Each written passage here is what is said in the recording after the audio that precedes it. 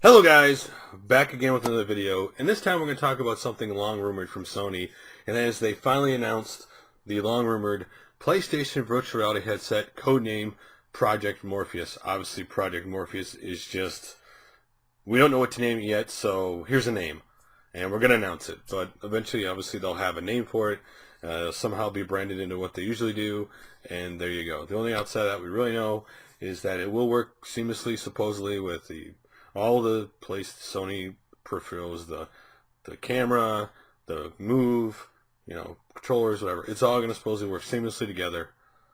Being that it's made from Sony, it should, with all the Sony products. I'm going to really quickly say what the head of Sony's worldwide studios, and then I'll get into the whole virtuality thing. Well, what he said was basically, this is the next innovation from PlayStation that may well shape the future of games.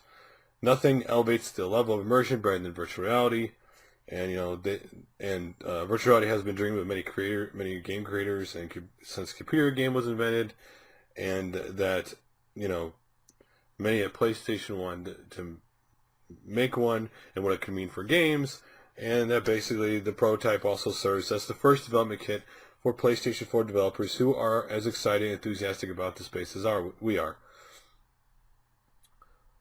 They also have people and partners on board like Crytek and Epic Games and Unity, Creamware, Autodesk, Silicon Studio, Havoc, a bunch of different things on board with this.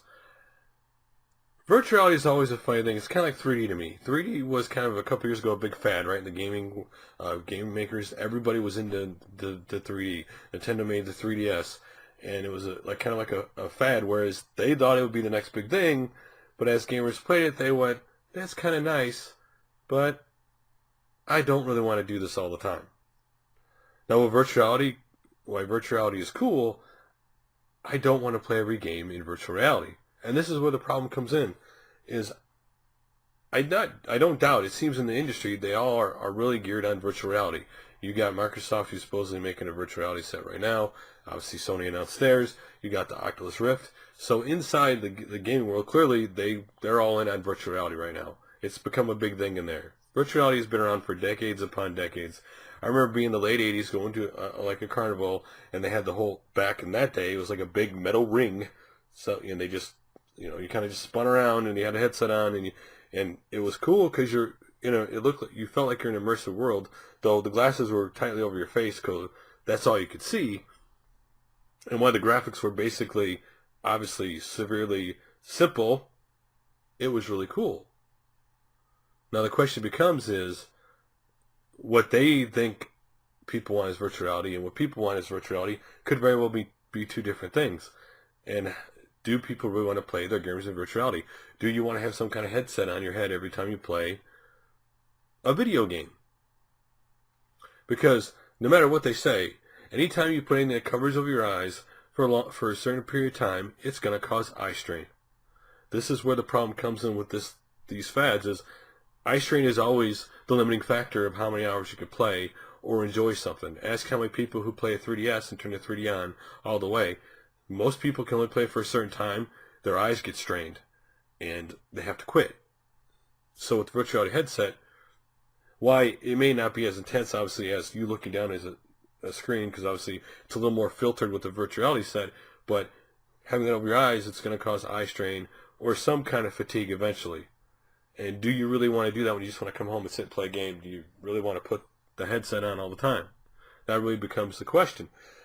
I think it's cool they're doing this. Obviously, the next generation consoles can clearly handle virtual reality, at least the beginnings of virtual reality. They're not going to be able to handle super, insane looking virtual reality, obviously, but they can probably handle it pretty good. Probably play some tricks with it to make you think, it's more there than it really is, kind of like they do with a lot of games today. They kind of make some games look open world, but they're really severely linear if you actually look at what you do in the game.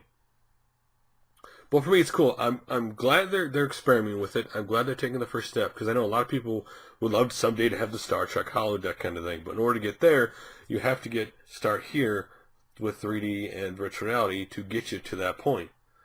And don't know if the gamers really want or are willing to pay for it. And it also comes down to cost. How much are these going to cost? That is going to be the number one limiting factor for people buying it. If this thing comes in at several $100s, a lot of people aren't going to be willing to pay the money for it. Because they'll be like, why would I want, a lot of people are going to be like, why would I want to pay this much for this when I can simply play that game on my TV? And yeah, it's not as immersive, but I can still have fun. One of the most, I think, limiting factors a lot of games developers don't take into effect is life. Especially if you have a family life, you only have very little time to play. You got that on. How often are you going to interrupt by playing a game? To take that on, take that off. You know, one of the reasons why, like for example, simple FPS multiplayer games are popular for a lot of people is they can sit down, play a quick game in 15 minutes, and if something happens, they can just stop and go do something else. So it just remains to be seen how they implement this. Any of the people making the virtual headset, whoever implements it the best and the easiest to use, and obviously gets the killer game on it, whatever that may be, will be the one who kind of wins this. I think virtuality is kind of a baby step. I think this really doesn't really blow up until further down the road. We're talking other generations of consoles, but you got to take the baby step. For example, the Kinect, right? Everybody was all in on the Kinect last generation because you saw what could possibly that system could do. When they originally showed it, obviously, then what they actually gave you and what you got was something totally different. And now, with the obviously Kinect with the new Xbox One, people are like, I saw it last time. What is it giving me different? And a lot of people just, they got burned once, they don't want to get burned twice. So with the virtual reality set, if they do come out this generation, you better do it right, because they're not going to give you another shot next generation with the virtual reality headset. Especially if these things happen to be abysmal. If these things like turn out to be clanky, the games the games are really buggy, and these games cannot be very buggy. These games cannot have a lot of things that ruin the game experience with this kind of thing. It'll quickly turn people off. If the Wii came out with motion control, and those games, for Wii Sports with the console, did not play as well as it did, or those original games did not play as well as it did, people would not have bought into it. And this is where they have the problem with virtual reality. They better get it right, because people aren't going to come back to it a second time. And so, now my question to you is, how do you feel about this whole virtual reality craze in the gaming world right now? How do you feel about that Sony has announced this? If you have a PlayStation 4, are you excited for it? I mean, I'm excited what this could mean. I just don't know if I'm going to go rush out and buy one when it comes out. Again, you have to have games for me to play to want to buy this. And if they somehow, every game on the PlayStation 4, somehow they can patch it where it automatically works with this, that'd be cool. That'd give you a nice library. I just wonder how they're going to make this work. And of course, if this does work right, we know where this goes, right? Eventually they're going to be like, you know what? We can go back to our older games, and we can do this, and we can, and they'll go for it, which certain games would be cool if this works properly. But anyway, enough of me going on about this. I go on about virtual reality forever, what it could possibly mean.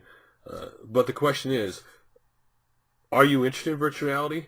And how, it all depends on how they basically implement virtual reality. Because let's be honest here. You don't want to have to do every little single thing in a game. You don't want to have to really punch every single little, like you go up to a keyboard and have to really punch in everything to get something to work. Why in your mind you say, that'd be kind of cool, but then if you have to do it over and over again, and it takes a lot of time out of your game experience, when all you want to do is move on in the game, or you have to make food, or any silly little thing you do in regular life that you really don't want to do in a video game. There's certain things that you do in real life that you don't want to do in a video game because they're mundane, they take time, or they're just boring. Just because you can do everything in something doesn't mean we necessarily want to do that. Anyway, enough about that. What do you think about virtual reality? Are you excited for the future of it? And if you had your choice of what console or maybe device that you would want to play virtual reality headset on, which one would it be? Anyway, thanks for watching, guys. Thanks for liking, subscribing, and commenting, and I will talk to you guys later. Bye for now.